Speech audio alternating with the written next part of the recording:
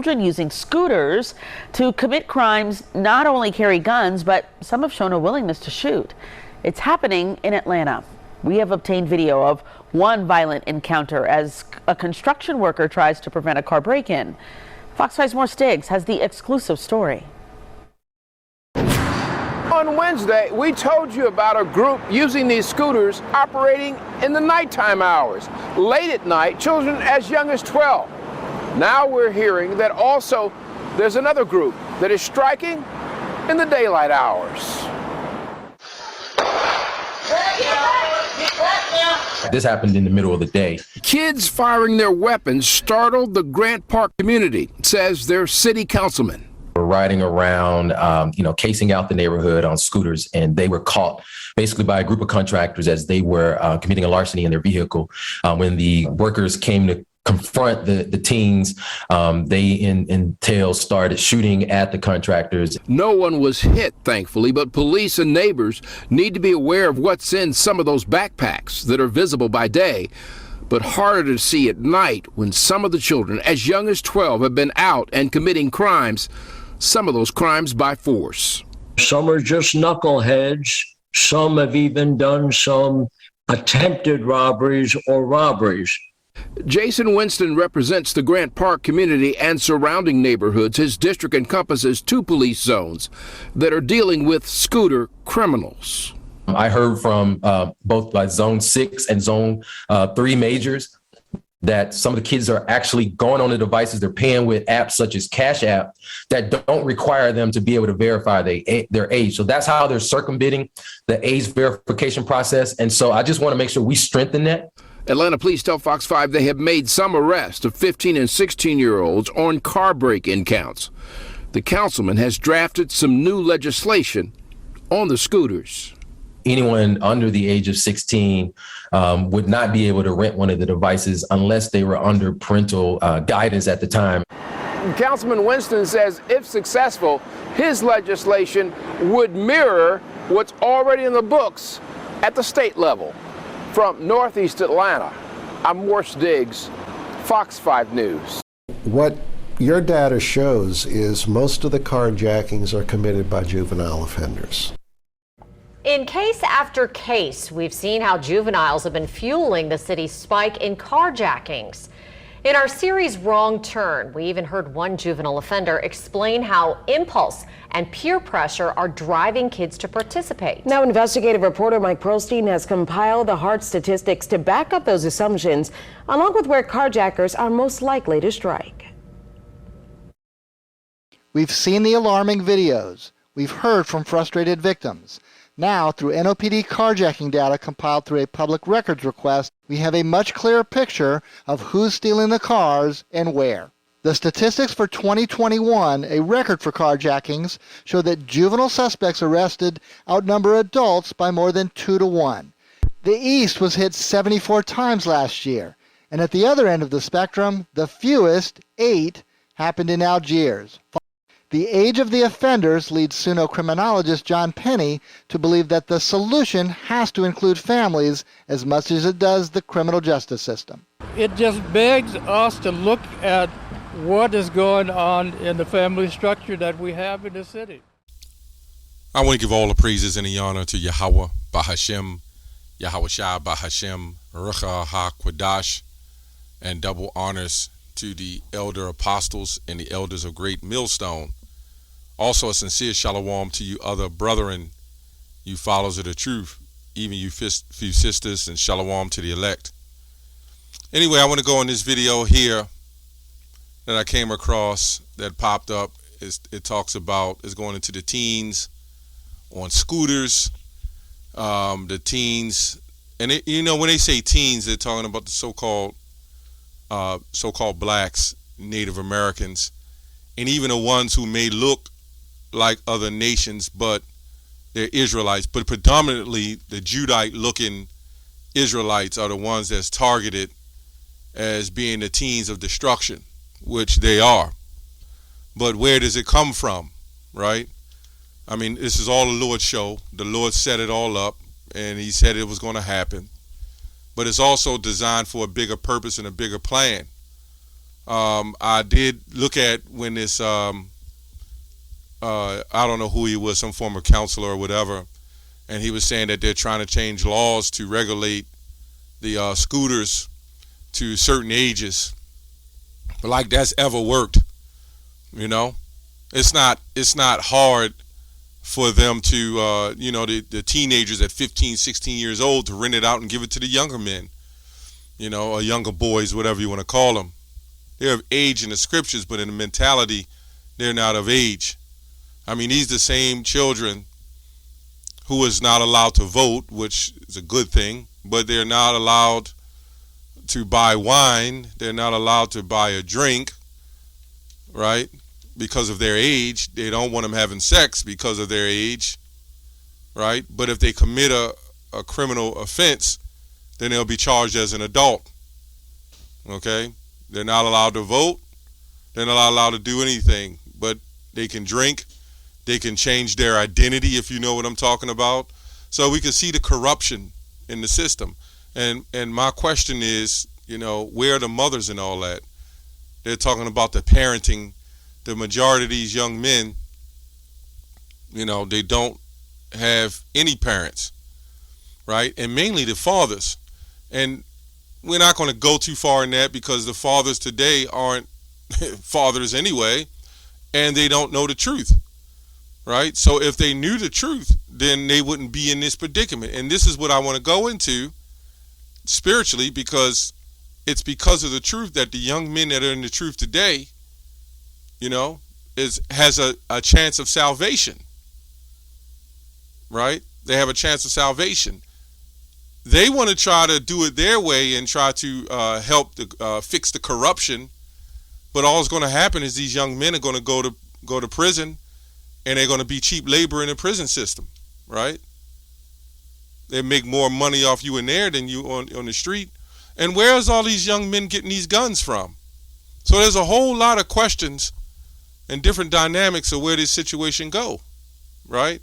There are the mothers, the fathers, but on Mother's Day, everybody's going to request flowers and gifts and chocolates on Valentine's Day as well.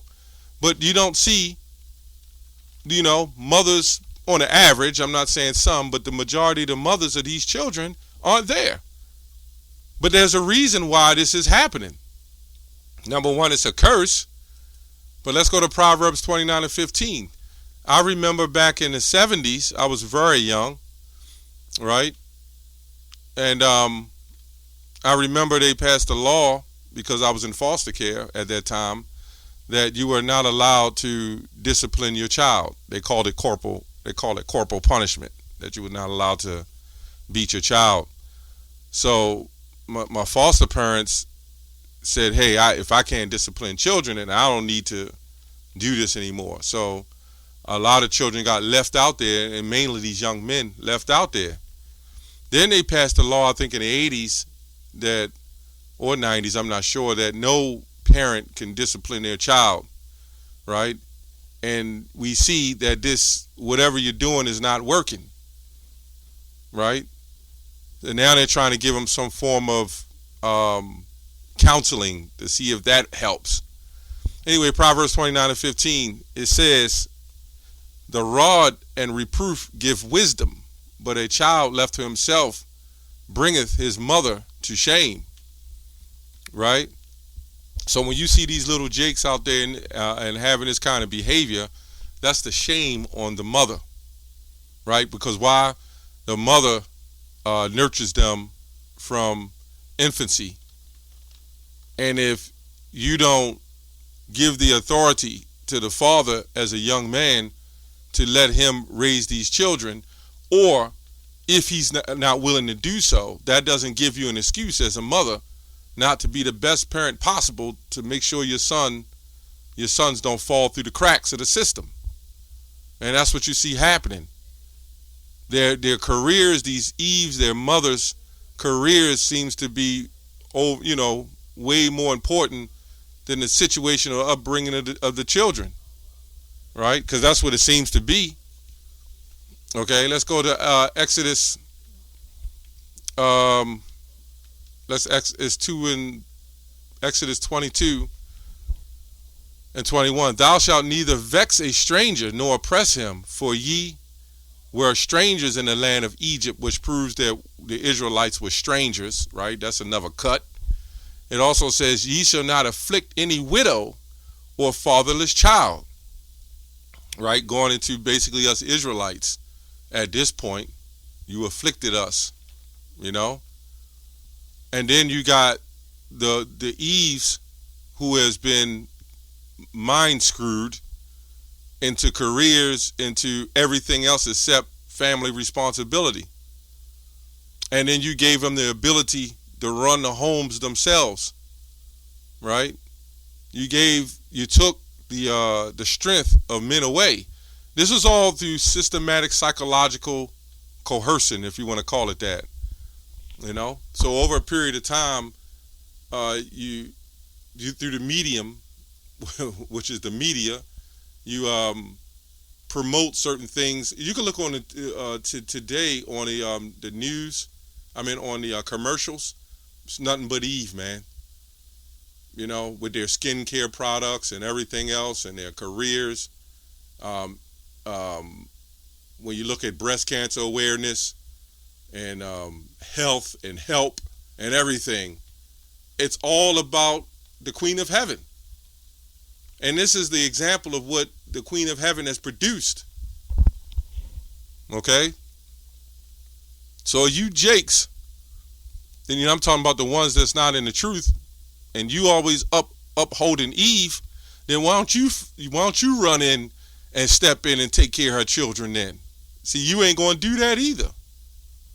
You uphold the woman so much, you know, and of course, I'm not talking about brothers in the truth, but you uphold Eve so high, right?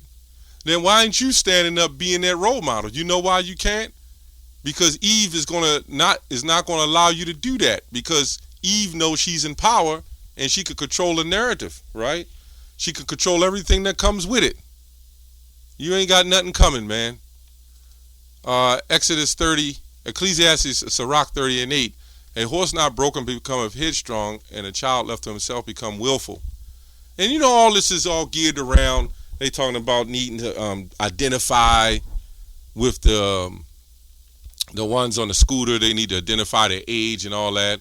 You know, when that charagma come out, that's going to, you know, the one all be all, so to speak, when that charagma comes out, you know. So when everybody get that charagma, then it'll be simple, right? You know, even with the guns, like you see the assault rifles, you know, there's more. I remember being as a child, a young man, it was hard to get guns out of the gun store. Far as toy guns, they was there, but mothers back in the day was definitely different. Fathers, parents, definitely different. This is definitely a new generation, a new era that I never thought would be like this. I mean, granted, I'm gonna say in general, it was always screwed up. I remember shit was always screwed up. You always had robbery, crime, because we are oppressed people. But now this thing got so far out of control that young men are running the streets, right? And then the mothers are running the businesses, running the businesses in the inner cities, or let me say in the communities, as far as in the hospitals, you know, the laundromats or shopping stores, you know, and so forth. And there's no place for Jake. Okay? No place for Jake, man. That's why the Lord gave them up like that, man. But ultimately, some of those, as we come into ourselves, you got a lot of Israelites who are waking up, and it's going to come out of that, man. You know, that's going to come out of that on some level. You know, you got all walks of life.